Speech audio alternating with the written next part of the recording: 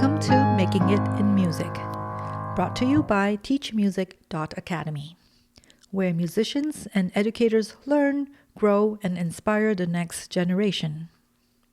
I'm Louis Tan, a music educator and studio owner for over 30 years of experience. In this podcast, I talk to artists, educators, and performers about their real journeys, the challenges, the turning points, and the successes, and what it takes to make it in music. Join me and discover your own path at TeachMusic.Academy. Today on Making It in Music, we have a special guest, Johnny Summers. Johnny is an award-winning musician, composer, educator, and he's a graduate of University of Calgary and is currently the artistic director of the Calgary Jazz Orchestra, a group that has become a cornerstone of the city's music scene. His journey from music student to professional performer, educator, and artistic leader is truly inspiring. Johnny, thank you for being here. It is a pleasure to have you on the show. It's nice to see you again, Louis. Yeah. How have you been? I've been well. I've been teaching and this whole time, and it's been a journey for sure. Mm-hmm. Yes. And I met Johnny way back in university, I believe. It was the wind ensemble. You were playing the trumpet, and I was in the trumpet section as well. I was a piano major, but I played the trumpet at a wind ensemble. I can't wait to hear your successful stories. Let's start with your formal education. Did you have any formal music education growing up? Formal, I think so. Yeah, as I did some RCM piano, I did guitar lessons, and then obviously through school. We could talk more about my thoughts on education in a bit, but I started with that, and then did a Bachelor of Music in Jazz Studies, which at the time was essentially we had to do a classical degree as well as, because we had to fulfill all the classical requirements as well as doing the Jazz Studies, and then what made you choose to study music as an undergrad, to go into music? Well, as an undergrad, I had this thought, because I didn't know. I knew I wanted to be a musician, right? But I didn't know which path to take. Yes. So my thought was, I assume one goes to university for this, because there were music departments. And there were music departments, and I had come through school, had taken a bunch of lessons, and I thought that would be the way to become a professional musician. It wasn't. That did not work for me. That wasn't how I did it. I'm not saying that universities are bad at all. Yeah. It's just they're not. They're awesome. It wasn't what I was expecting it to be. I see. Okay, so take us back to University of Calgary upon graduation. What was your vision of yourself as a musician back then? Well, that's so long ago, and I think there's two visions. When you're at that age, you think, okay, what is it I want to be? So what is it I'm aspiring to become? How do I become that? And then where really am I now? So having a really sane estimate of yourself, thinking, what are my strengths? What are my weaknesses? And oh gosh, did I have weaknesses? So I came out of university thinking, and I remember talking with Tommy Banks and Jeremy Brown once at a concert we were doing, a CD release concert from an album I did with Tommy. And it was, Tommy was such a mentor to me, and he was so brilliant in the fact that he never did any formal education. And so he sat down. I'm going to tangent for a second here. He would sit down, play a gig he'd be hired for, and the singer, I remember we were writing tunes together, we were writing songs together at the Windspear in Edmonton, and for Piano Sessions Volume 2, an album that just he and I did, and we had a few guests. And we're writing these tunes, and he sits down and he says, well, if I play playing a job with a singer, and the singer calls, and the song he called was You Go to My Head, which is a gorgeous ballad. But he said, the singer calls You Go to My Head. And I don't know it. So I listen to the bass player, I listen to the singer, I try to, be musical, follow along. Well, if I want to keep my job, I need to know it for the next night. And so we're playing the next night. I think that singer's going to call that tune again in whatever key. Right. And he said, at that day and age, there were no fake books. Yeah. Thank goodness, he said, because in jazz, it's like everyone thinks you need to get a fake book and learn how to play. And that's not it, because that's literally a melody written out and some chord changes written out for somebody who already knows how to play to fake knowing that song. It's not, oh, we learned the song there. Right. And to know a song isn't to just to read it. It's to internalize it. So he said, I could order the sheet music, but it'd be 2, 3, 4 weeks away. And I don't know if it would be even in the right style or have the right things that I need to learn. Or I could go down to the record store and I could buy a record. I could buy an Ella Fitzgerald record of her singing You Go to My Head. And then I would grab that, I would buy it, I would take it home, I'd put it on the record player, and I would play with it, and I would learn every single note that every single player was playing. I would learn the bass lines, so I would learn the chord structure, I would learn the internal voicings. And he had such crushing inner harmonies in his voicings and such weight and power in his swing, because then you learn time. You learn groove. You learn the melodic phrasings of Ella Fitzgerald. You learn the bass lines of Ray Brown. So you're learning and then he said, of course, I didn't want to waste my money. Of course. So I would learn every other song on the record. And by doing it this way, obviously he read music great. You need to learn how to read music. But by doing it this way, and that's not generally what's taught in universities, he had this weight of knowledge. Well, I came through university and I didn't have that weight of knowledge. I had some technical ability on the trumpet, and maybe more than most. And I practiced technique a lot. Thank goodness I had pulled Al Muirhead in as my teacher, because he was starting to get me thinking that other way, because he was from that era. Right. And then I had great teachers where I learned diligence of practice from Jeremy Brown. But most of the things we did were completely irrelevant to life as a modern performing musician or a modern composer. Or the business side of music. It was completely irrelevant or not even discussed. Exactly. I was going to say that, so the art of improvising, art of listening and playing with the record is something not taught at the university that you need to be successful. Just a different way, I guess. Yeah, it's a different way to learn it. Different way of learning. Because improvisation is taught in university. Yeah. Anyone who hears this is going to think, well, at my university, et cetera, et cetera. Yes, and all universities are different. And so someone's university may have had way better teachers who teach learning this way, or who teach improvisation really well. But for the most part, generically speaking, when we study improvisation in university or most private lessons, it's very much chord scale relationships or permutations and combinations on chord substitutions. So if we have a basic 2-5-1 pattern, let's play this mathematical series. So we'll start with something simple. 1 2 3 5. 1 2 3 5 1 2 3 5 1 on the 2-5-1. Now let's do that in 12 keys. Now that's great practice, but it doesn't end there, and that is not at all shouldn't be the permeant thing that we do. So, and then it's now let's do layers of substitutions on the 2-5s mathematically, and let's play those patterns we do, and then we'll learn 10 patterns and mix them up. And now let's do it at 300 beats per minute. Look, I'm a jazz player. And now you hear someone like that, and I've spent a lot of time practicing that way too, but every time I would go out and play, that wasn't what I felt soulfully to play. And when I put on records, that's not what I wanted to hear. I might study it and like it and really appreciate it and be impressed by it, but then when we're talking the general audience, I don't hear that it doesn't soulfully hit them. So it's so important. Yeah. So obviously you had lucky enough to have studied with awesome mentors musically. Yeah, for sure. How about business-wise? Do you have any mentor businessly? Because obviously we have to learn everything by ourselves, and there's so many aspects of the business side as well. Yeah, for sure. Well, when I came, you asked about coming out of university too. So when I came out of university, I felt like I had some technique, and then it was, well, what do I do now? Yes. And so my first business mentor really was Al Muirhead, who just turned 90, and I just wrote a concert for him. Because he was one of the original members of the Calgary Jazz Orchestra. Of course, I would have him. And he's a beautiful musician. He's a great guy. He's a hero to so many of us.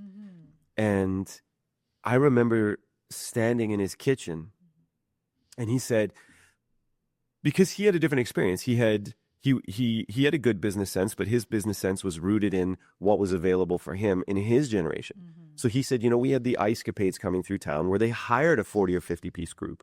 We had CBC orchestras all the time, and they were paid gigs, they were union gigs. Dances, all dances were popular American, like Great American Songbook.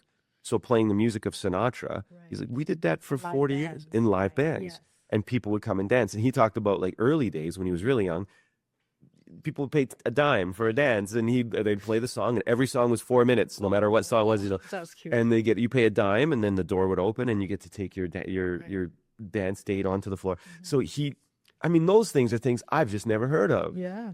Growing up when I did. So he looked at me and he said, I feel sorry for the next generation because I don't know how you're going to make a living. Right. And he walked me through, this is how you book a contract. This is, how you talk to clients, like a little bit, and showed me what he did there.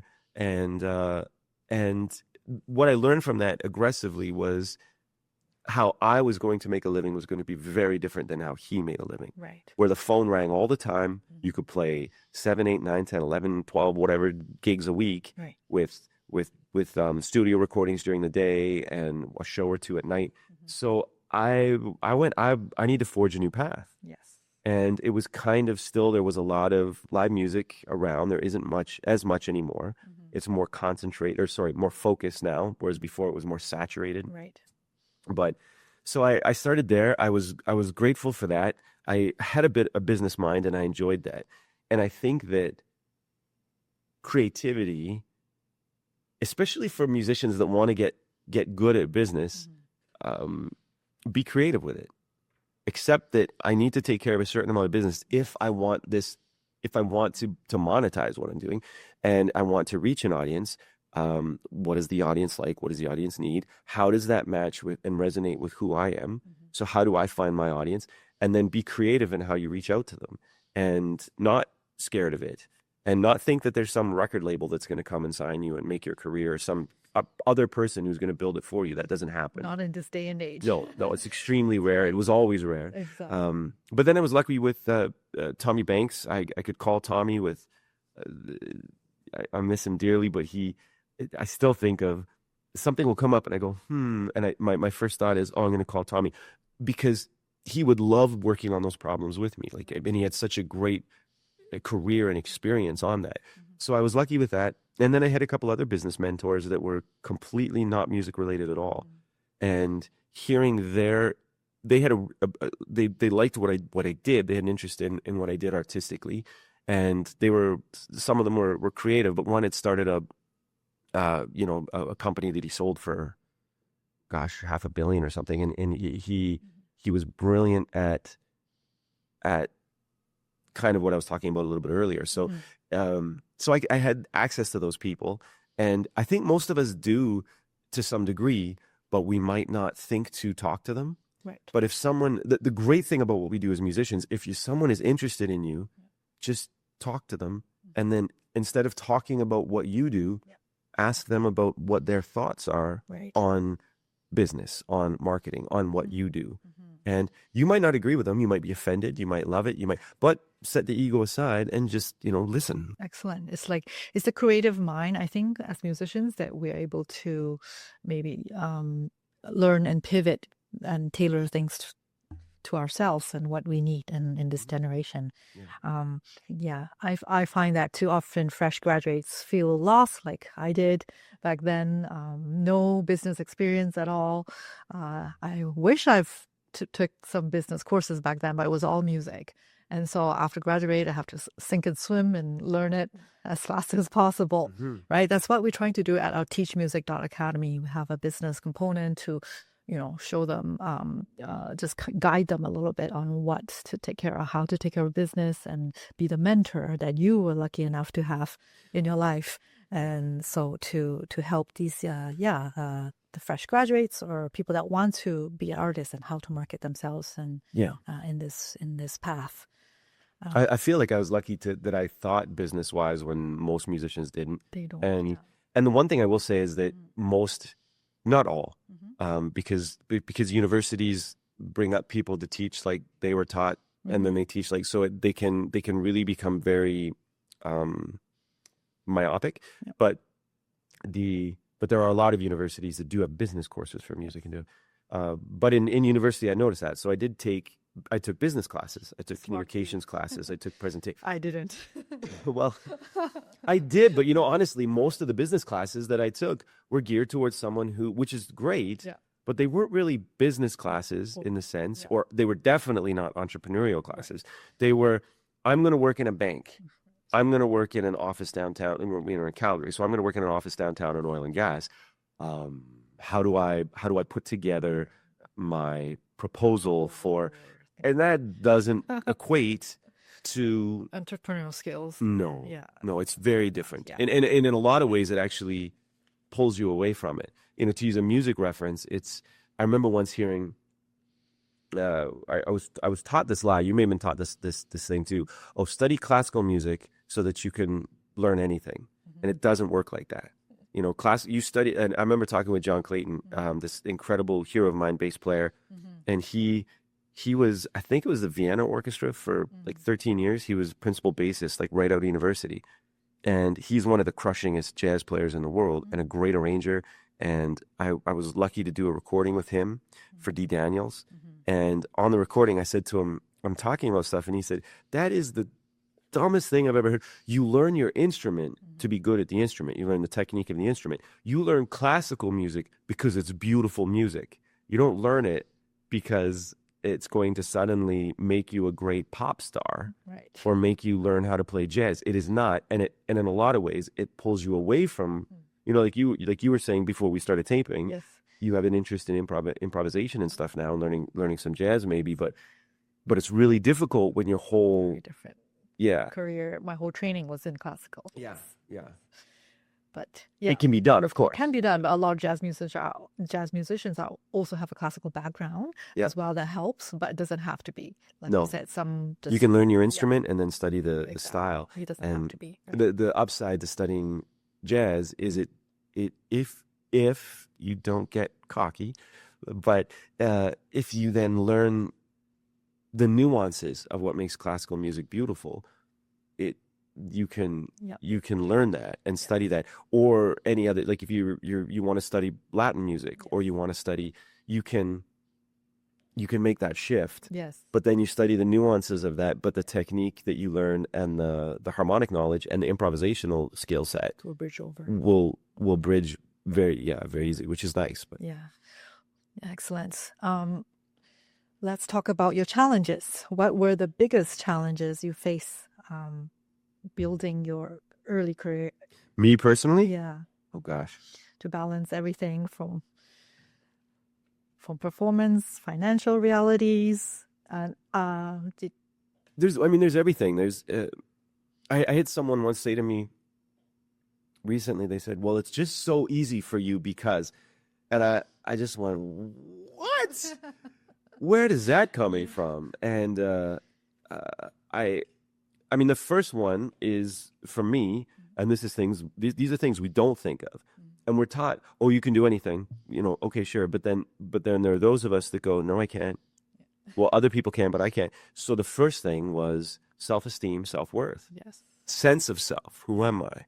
Where is my energy and my strength and my power coming from? So if being really aware of who you are and being connected to the sources that you need. So the first thing I had to overcome personally was self-esteem, and growing up, and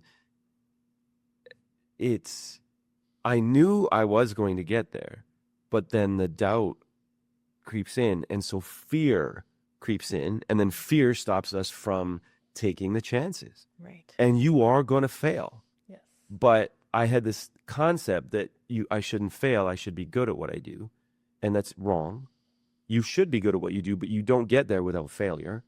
So that was the first big personal thing. Personally, I had medical challenges in my 20s that made it very difficult to, there was just like, it won't get into that. It's boring, but everybody has something. And then there's the financial. The financial. So coming out of university, now I have to rent a place and buy food. And so I took every job I could, and I was extremely frugal. I wasn't cheap, but I was frugal. I would buy a very good instrument, but I didn't buy new furniture because I could have hand-me-downs, that kind of thing. Yeah. So I didn't edify myself. I focused on what my end goal was. And I think those were the things that changed me initially. I also realized that for me personally, that I'd be better off if I bought a house. So I bought a house, rented rooms out to friends, to a couple friends to help offset the cost, so that I could continue to live frugal. Right. And, and then I would have money to put into projects, to put into recordings, to money to finance tours. Right. Because that's a conscious decision not to pursue a master's in music, right? That instead. That's right. Yeah. So I was going to go to the University of New Orleans, and Ellis Marsalis was the head of music at the time. Okay. So he was a childhood hero. I met with Ellis. He played with me for my audition there, which was great. I was accepted. In another life I went, but they didn't have out of state funding, let alone out of country, being Canadian. So I took a bunch of lessons. I spent a lot of time in New Orleans and learned a lot, but I didn't take the formal education because I looked at the time, the price of a master's degree would cost me the price of a house in Calgary. So I decided I said, well, I'll delay that till the next year. And then I bought a house instead. And then I started my first quartet, made my first record, and started touring, and realized that I was making good money, but I was learning a ton. I was having a lot of fun, and I thought I was learning more that way. And then my paradigm on education shifted. Instead of, I need to do an undergrad, a master's, a PhD, because when I get a PhD, then I'll know how to go, to be a great musician and make money. And my paradigm shifted a lot. And so I realized I was making a good income, and it was growing. I saw a lot of potential and future growth there. I started focusing on business. I had things to overcome, like medical things, health things, and financial things, and self-esteem things for me personally, like I mentioned earlier. But I went out and did it, and I failed a lot. I got my butt kicked by players who were way better than me. The hardest thing I got was haters. And it was never audiences. It was always somebody else who also maybe played trumpet, or who maybe sang, or played another instrument, but they wanted what I was doing. And so they pull you down. And they verbally do. The communities can be weird that way. And it's never the full community, but it's 4 or 5. And for some reason, they get under your skin when you're young, and you don't have enough sense of self. And now I think it's a shame, because those people, obviously they love the same things I love. So we have an affinity. Why wouldn't we just all get along and support each other and be happy for each other's successes? And learn from each other. So that was a constant thing in me. And then I realized, okay, wait, I could spend $150,000 that I don't have, spend it like it was just, here you go, for a master's degree. Or I could save up some money, and when I'm touring and I'm going to city X, well, hero of mine lives there. I'm going to New York, and so and so lives there. When I went first time I spent time in New York, I had lessons with John Faddis. I had lessons. I don't, name dropping sucks, but with all of my, these heroes of mine who are amazing, and they were incredible people. And I approached most of them literally out of the blue, with no formal introduction at all. And I connected with them and learned that way. And so I've continued that trend. And of course, with technology now, I can just email someone and go, I want to take a lesson from you. And the best part about this now, where I'm at in my career now, they go, oh, well, you're a professional or whatever. We can trade ideas, but I don't want a lesson. And I'm very clear. I'm like, no. I want to pay you, because then it's your problem. You have to figure out what I need to do.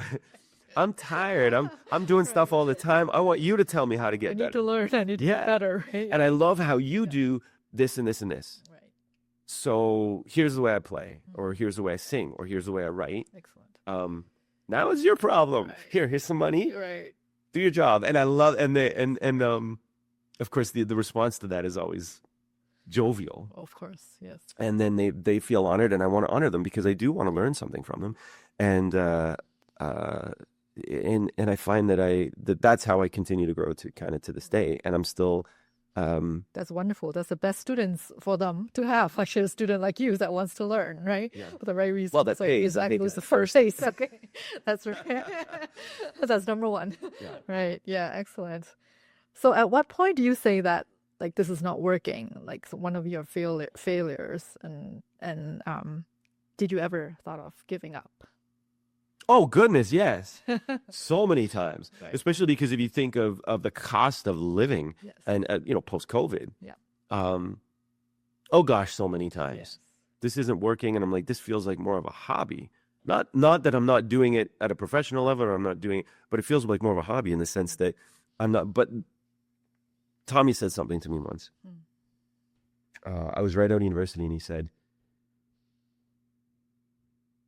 if you want to be a musician and you want to be making your living from that, the first thing he said is, he said a bunch of beautiful things. So I'm gonna share some Tommyisms.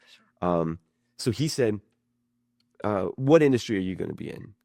And I'm a kid, right? I'm like, I don't know. And I play all styles now, but at the time I was like, I don't know, I'm gonna be a jazz musician. Okay, well, what industry is that in? I'm like, well, it's music. I want to be an artist.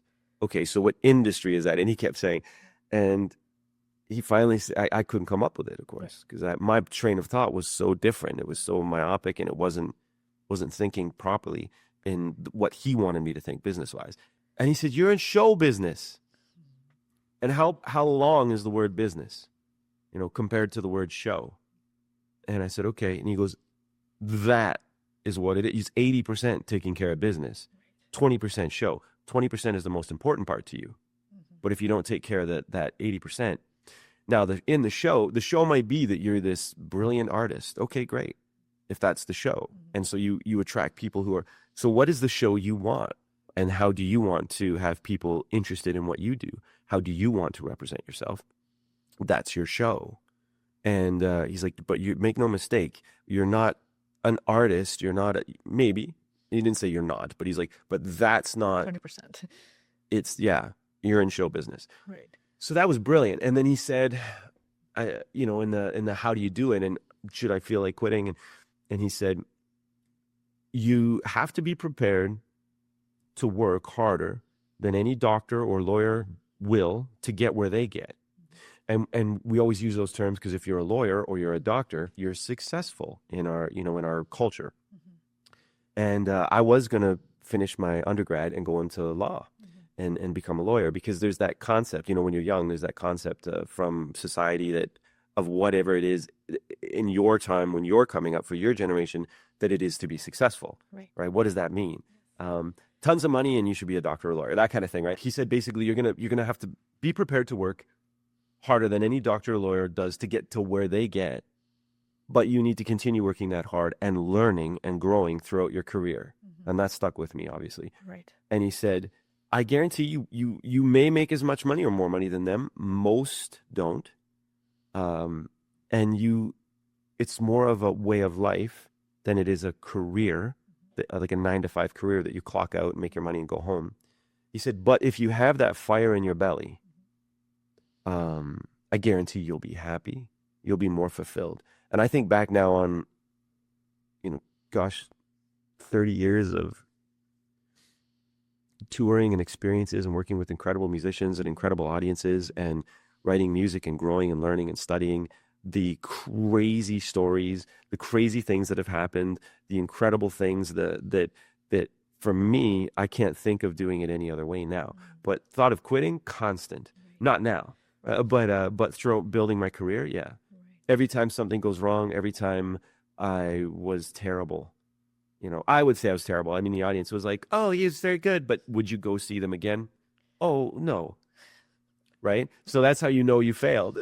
And so those types of failures. And for me, if I think back or I could talk to young Johnny, I'd be the fear of failure is a failure, because then it stopped me from putting myself out there unless I thought I would win. It's like, no, I'm only going to play the game. You want to play Monopoly? I'll play Monopoly with you, Louis, but only if I know I'm going to win. And so I wouldn't take those chances. And I think that's common in most of us, but take the chance, fail. I mean, as long as you're taking care of bases, you're not going to be destitute on the street, but take the chance, save the money, make the record. You listen to it, go, I'm so proud of this mediocre work, and I'm going to do the next one. Right. But your end goal is always there. However, how many times you take to learn, even if it's a failure, you learn from that and you continue pursuing that, right? Yeah. And when we think about any other thing, I play hockey and I'm terrible at it. I don't have enough because I don't have enough time to study it. Right. So I accept that I'm terrible. But the biggest thing is keep your head up. Yeah. My other fascination and hobby is a lifelong learning in racing. Car racing. In cars, yeah. So racing cars and specifically I love rally racing. But it's the first thing is look up. Don't look at the corner you're in, look at where you want to be. Because as soon as you do, the line presents itself and you see how to be fast and safe and consistent. And the moment you start looking down or you start thinking, especially in rally, oh, there's a cliff. What if I go? You're going to be slow and you're going to be awkward. You look where you want to go. And it's... Look at the end goal and don't let a little bump slow you down or stop you. Yeah. Right? And if you don't know how to get there, figure it out. Right. And when you do fail and you fall off a cliff, you climb back up and you figure out how to get... You just focus on that. Excellent. That's wonderful stories. Here's tough questions maybe. All your live music is great experience for the audience, I believe. Now, what is your take on music and AI these days? But AI is a hot topic. Oh gosh. And yeah, so. Well, that's interesting because throughout my career, obviously I've done a lot of interviews. Yes. This is the first time I've been asked about AI. AI is a tool. When I think of songwriting, I remember Tommy Banks had a rhyming book, right? That was a tool. Right. So, I've heard of people going on AI and being like, oh, write me lyrics. These days they can do amazing stuff. And then I've heard some of the programs where, and of course, we know Spotify's, they do. I think there was recently in the jazz side of things, there was Bill Charlap, who's an incredible piano player, his trio was one song on a playlist of 300 songs, and that Spotify was pushing, and then they have to pay out 0.00001 penny or whatever per spin, which is ridiculous. And then the other 200 whatever tracks that were in that were all... this is kind of like pre-AI, but they hired musicians to go into the studio and then they paid them out. Right. So they wouldn't have to pay that 0.000, and they made up names I remember this went around the music community, and I remember hearing about this, and I thought, yeah, that makes sense. That's a business decision that Spotify's making so that they can so that the CEO can make billions and not have to share any of it. But that was kind of like the start of it. Now AI directly, like you can type in, make me a song that sounds like so and so. But what I hear from all of it, and AI will get better, I'm sure. But what I hear from all of it is, it just sounds super generic, throwaway bubblegum. But when I listen to one of my favorite classical composers is Arvo Pärt, and every time I hear.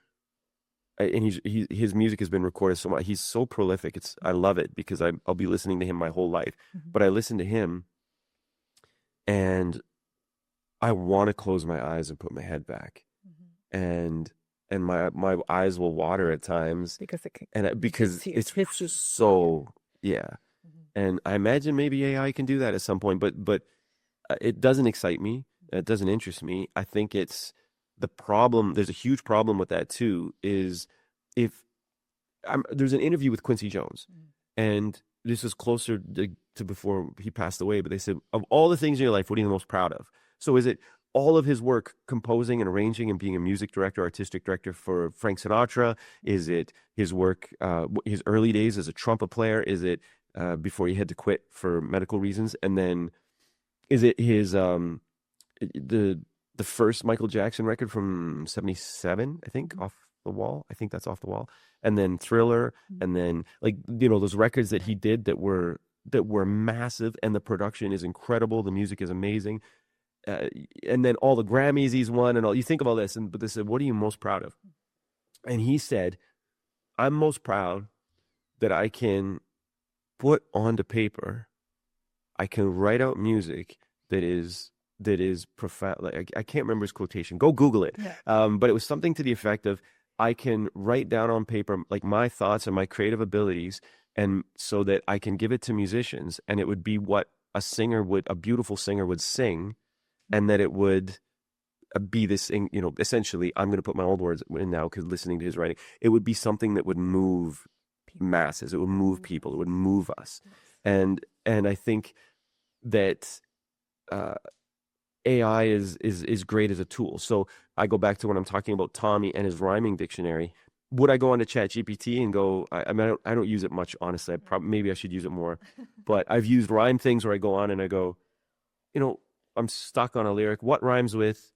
And then I see all the options. I go, those are the options. Well, then I'm going to change my original word because that's not my meaning, or that's not what but like, so I've used those tools, and I mean, I'm sure AI would do a really good job of that. And I'm sure it does things way more aggressive than I know how to do. But when it takes over for the artist, right, it doesn't replace the creativity of an artist. I don't think so. The sad part of this, though, and I think this is the sad part, is we're definitely not in a renaissance of music. We're in a I don't want to say backslide, but we're in a low hill where it used to be that if you wanted to hear music, you'd go practice so you could hear the music. You'd get the sheet music and learn how to play. And the majority of the population was like this. Now we have the advent of recordings. You hear recordings. Whoa, I want to play like that. But the recording industry has been around a long time. And we're at the point now where people don't pay for recorded music anymore. They just pay Spotify to listen to whatever they want, whenever they want, which is an amazing service. It should be like that. But at the same time, the artists aren't making money. So why would you aspire to put stuff on Spotify, and other than ego or fun or something? But so that even music, like if we think of pop music, which used to be Sinatra, and you listen to how that stuff is orchestrated, it is brilliant. Right. Nelson Riddle and Billy Mays and Gordon Jenkins. But then now it's reduced to a 1-bar beat that's repeated for an entire song, 2 chords. And there are 2-chord tunes I love. There's some of this music that I think is really creative and really lovely. But when it can be made so simple, so easy, and it's just so... It's a challenge. Yeah, and there's so much of it is meh. And so the majority of the audience that are listening to music aren't listening to creative music and trying to move it forward. That's a challenge we have to face. Yes, and those are the people that when they hear when you go, AI, make me a track that sounds like so and so, so and so, and so and so combined, but as a country song or whatever, that'll be enough for them. And then they think, oh, look, I created this song. Like, it's just unreal to me. But it's today's world to live with. The one thing that AI can't replace, at least yet, is the live concert experience. Yes. So if I see you on a stage and you're playing, that's a visceral experience that YouTube, even watching players, can't give you. Exactly. Because if I say to you, I never got to see Oscar Peterson live. That's like a heartbreak for me forever, because he'll be a lifelong hero of mine. He's incredible. I've seen thousands of hours of concerts. I've listened to all his records, and I continue to. But if I had seen him live once, and you asked me about Oscar Peterson, what would be the first thing I would say to you? I saw him live. I saw him live in wherever and whatever. Al Muirhead. Well, I saw Louis Armstrong live, he said, in 1952 in Saskatoon. And I know his whole story because it's a great story. And how he went thinking, oh, Louis Armstrong's old music, it's old person music. He wanted Clifford Brown and Miles Davis. But it was a trumpet player coming to town who was famous, so he went to see it. He bought a ticket at the back. And then Louis started playing and his jaw dropped. And he's been a Louis fan his whole life since then. So he tells that story. And I still think it's an interesting story, enough to repeat, obviously. Yeah. But no one says, and we might talk about records we really love, but nothing do we talk about live AI? music. No, there's nothing compared to live music. No. Right, yes. Wow. It's been a pleasure talking to you, Johnny. I think there's so much more that we can cover. Maybe you have to call you back for a second session here. Thank you so much again for coming. My pleasure. It's just nice to see you again, Louis. It's been too long. Yes. Thank you. So this is for Making It in Music. And we enjoyed today's conversation. If you like it, don't forget to subscribe and follow us to hear more stories like this.